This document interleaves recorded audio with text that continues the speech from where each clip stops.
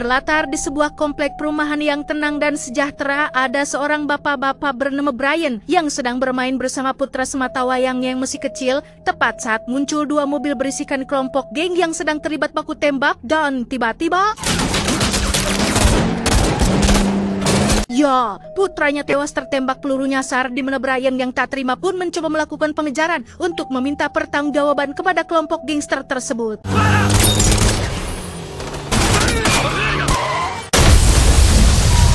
Setelah satu kelompok geng terguling, kini tersisa satu kelompok lagi yang masih bertahan di mana Brian mengambil sebatang besi dari dekat tempat sampah dan...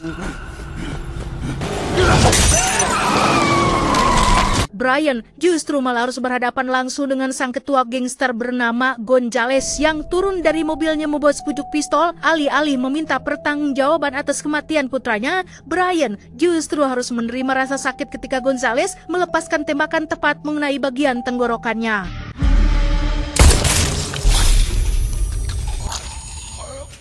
1 bulan berlalu, Brian akhirnya siuman dengan sang istri yang selalu setia menemani. Alih-alih ingin segera bangun dan balas dendam atas kematian putra kecil tercintanya, untuk jalan kaki saja Brian masih engkod-engkodan. Jangankan untuk jalan atuh, teriak saja kini ia sudah tidak bisa, alias mengalami kebisuan permanen akibat luka tembak yang diterimanya.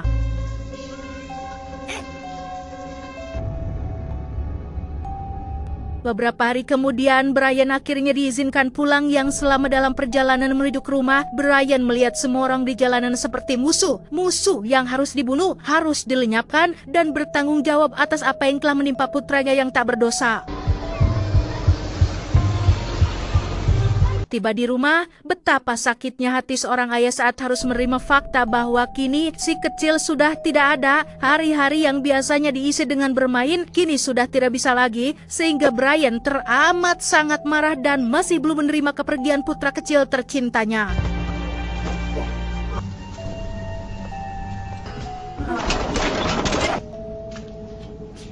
Hari-hari berlalu, Brian hanya menghabiskan waktunya di dalam garasi sambil minum-minum. Komunikasi dengan sang istri pun menjadi kurang baik, bahkan untuk tatap muka sekalipun jarang. Sehingga kejadian ini cukup berdampak besar tidak hanya untuk rumah tangganya, tapi juga untuk kehidupan Brian seutuhnya.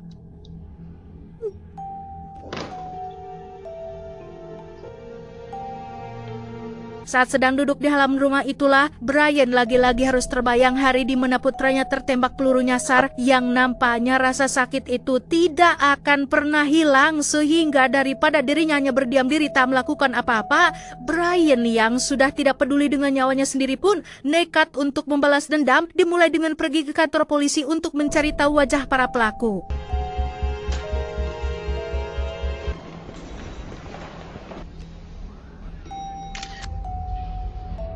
Selesai mendapatkan wajah Gonzales dan antek-anteknya, Brian pun menempelkan semua wajah tersebut di papan di garasinya. Ia mulai melakukan serangkaian latihan fisik dan kemampuan seperti mempelajari cara melakukan atau serangan mematikan menggunakan senjata tajam.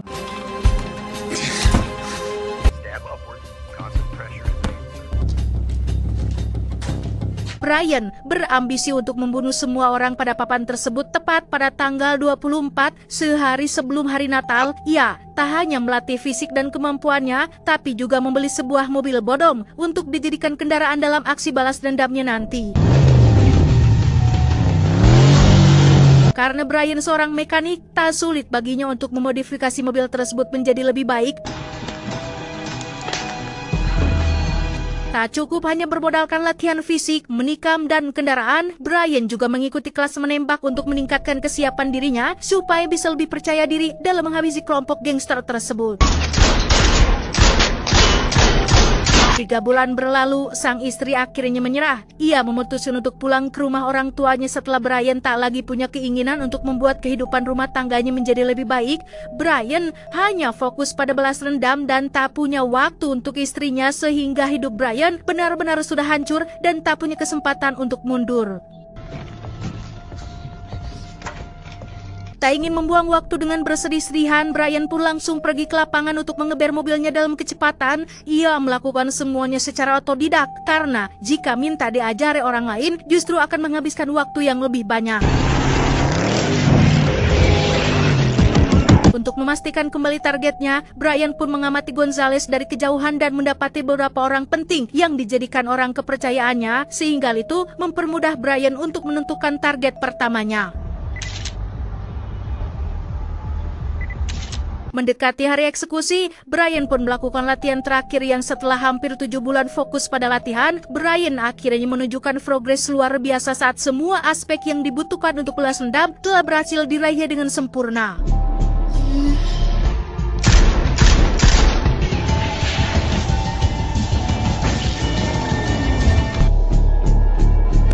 Suatu hari, Brian memutuskan untuk belanja di lingkungan tempat tinggal Gonzales dan para gangster berada, yang pada saat dia akan keluar pintu, ada seorang anak kecil yang mengingatkannya pada putranya, di mana Brian tanpa sadar memeluknya dengan erat, saking rindu dan belum menerima jadi atas kehilangan putra tercintanya. Saat sedang memasukkan barang belanjaan itulah muncul si bebengkuk si koplok Gonzales yang ternyata adalah sosok yang disukai dan diidolakan di lingkungannya. Terlihat dengan jelas mata Brian yang dipenuhi dengan dendam, dan ini rasanya menikam dia sekarang, yang ketika dia akan melakukannya, tiba-tiba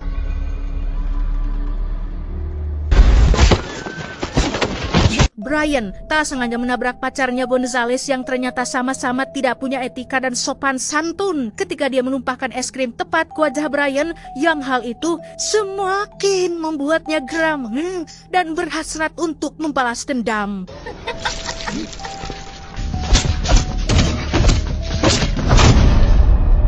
Satu hari menjelang hari eksekusi, Brian mulai melancarkan aksinya dengan mendatangi tempat tinggal salah satu orang kepercayaannya yang bernama Carlos. Di mana Brian yang tak punya pengalaman dalam dunia kriminal pun nekat membobol rumah Carlos dan...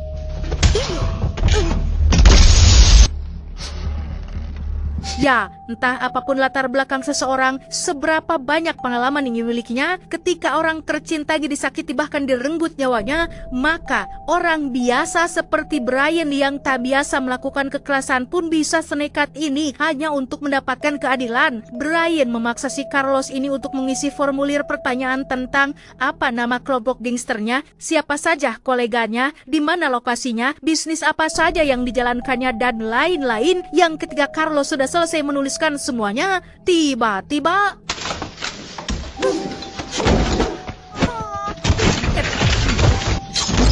sempat terjadi perkelahian sengit. Brian yang punya tekad jauh lebih kuat pun berhasil memenangkan pertarungan dan membawa si Carlos tepat ke depan pintu rumah seorang detektif kepolisian, lengkap dengan sepucuk surat berisi semua pengakuan plus keterangan dari si Carlos itu sendiri.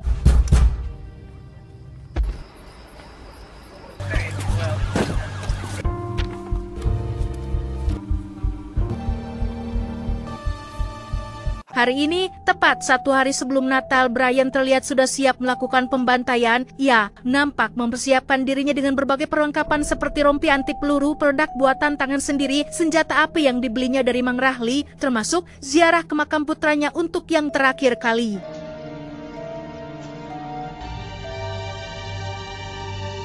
Singkat cerita, tibalah Brian di lingkungan tempat tinggalnya Gonzales dan kelompok gangsternya, di mana ia kebetulan melihat 2 gangster sedang memalak dan menyakiti pasangan pejalan kaki yang tepat saat keduanya selesai beraksi. Brian pun langsung putar arah dan menjepit mereka berdua ke dinding rumah.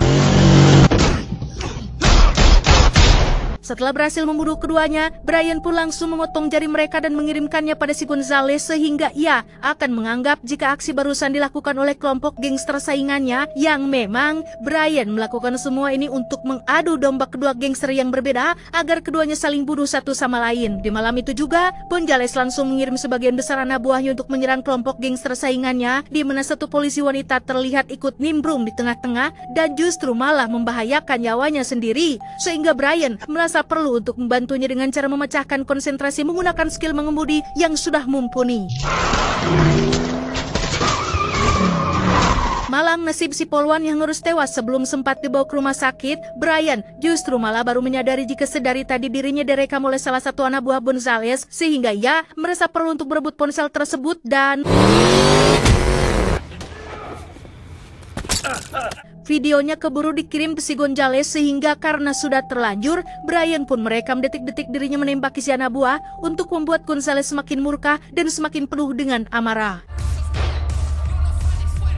Gonzales pun seketika teringat dengan wajah Brian yang dikira sudah mati 7 bulan yang lalu, di mana Gonzales yang tak terima dan tidak ingin tinggal diam pun menghubungi tangan kanannya yang bernama Ruiz untuk membawakan kepala si Brian, di mana Ruiz nampaknya tak perlu sulit-sulit untuk mencarinya karena Brian datang sendiri untuk memancing mereka semua pergi mengejarnya.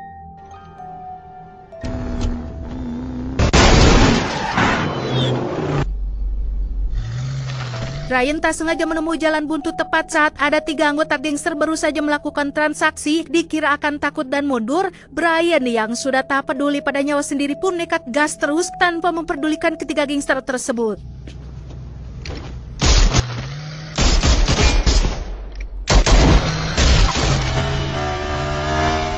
Tak hanya itu saja, Brian bahkan berhasil membuat Ruiz mengalami kecelakaan, termasuk menjatuhkan satu gangster yang mengejarnya menggunakan kendaraan roda 2.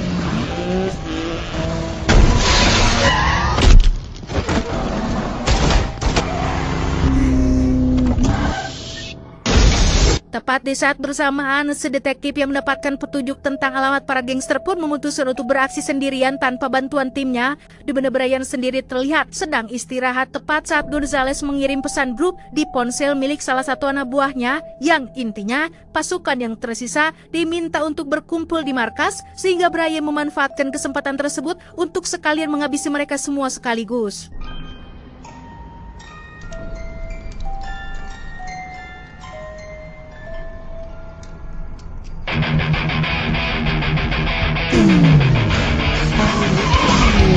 Dan ya, Brian berhasil masuk ke dalam gedung dengan cara yang cukup brutal, yang dengan memanfaatkan tangki motornya yang bocor, Brian segera mengambil shotgunnya dan...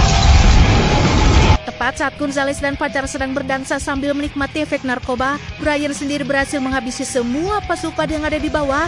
Ya, mau tidak mau harus naik ke anak tangga menuju lantai tempat Gonzales berada, dan itu bukanlah perkara yang mudah, brother, karena ia mungkin akan mati di perjalanan saat naik saat menghadapi belasan pasukan, mungkin puluhan anak buah lah. Tetapi kembali lagi, Brian memang sudah tidak peduli dengan nyawanya sendiri, mau hidup atau mati, setidaknya ia bisa menghabisi lebih banyak gangster yang sudah meresahkan banyak masyarakat.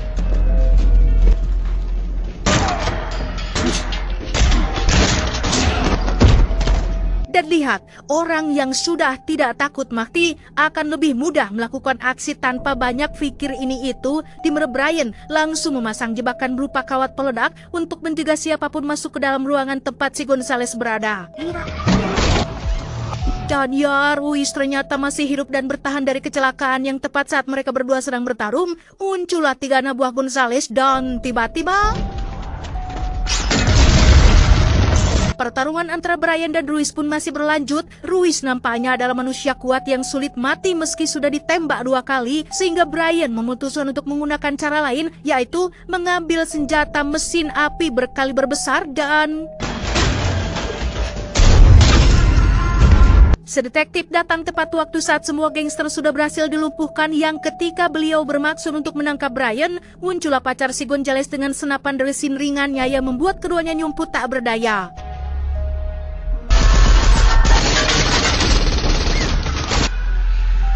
Dan ya, Brian berhasil muncul dari sisi kiri si gadis ini, meski ia sangat-sangat ingin sekali menembaknya membalas dendam atas es krim yang kemarin ditumpahkannya, tapi Brian masih punya hati nurani dengan membiarkannya pergi saja. Tapi tiba-tiba... Ya, karena ngelunjak, Brian terpaksa membunuhnya, dan kini giliran si Gonzales salah satu-satunya target terakhir yang harus ia bunuh, yang sebagai ketua dari kelompok gangster, ia nampaknya terlalu takut untuk muncul secara terang-terangan sehingga Brian harus menyusulnya sendiri dengan cara masuk ke ruang pribadinya. Sial bagi Brian, ia pun harus berada pada posisi terdesak ketika Gonzales menodongkan pistol tepat ke kepalanya, namun si detektif berhasil menembak bahunya dari belakang sehingga Brian bisa membalas dendam secara perlahan dengan menggunakan cara lama, yaitu menggunakan metode dicekik sampai kehabisan napas, dan itu sangat-sangat bisa dinikmati rasa sakit dan emosionalnya.